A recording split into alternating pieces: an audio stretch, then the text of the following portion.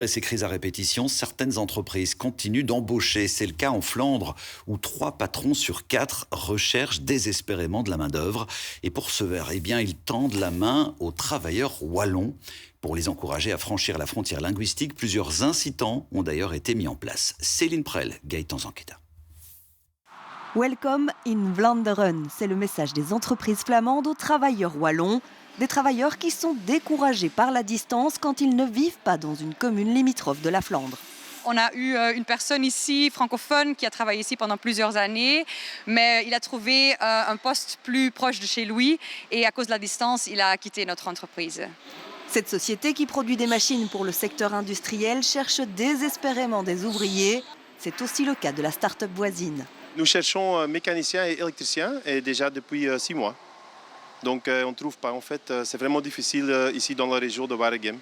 Pour encourager les travailleurs à passer la frontière linguistique, les différents services régionaux de l'emploi collaborent depuis de nombreuses années. Ateliers, job day, campagnes d'information se multiplient. L'année dernière, par exemple, le Forum a diffusé 580 000 offres d'emploi, dont 23%, soit 135 000 offres pour les entreprises flamandes. On essaye justement de mettre en lumière ces opportunités d'emploi, surtout pour les métiers qui ne vont pas défavoriser les entreprises wallonnes.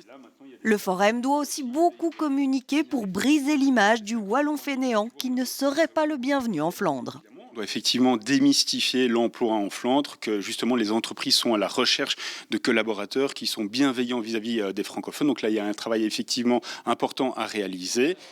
Pour ce responsable flamand, le niveau actuel des allocations de chômage pose aussi problème. Les personnes sans emploi ne seraient pas encouragées à rejoindre le marché du travail.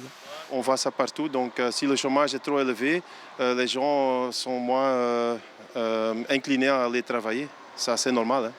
La non-maîtrise du néerlandais est également un frein pour de nombreux wallons.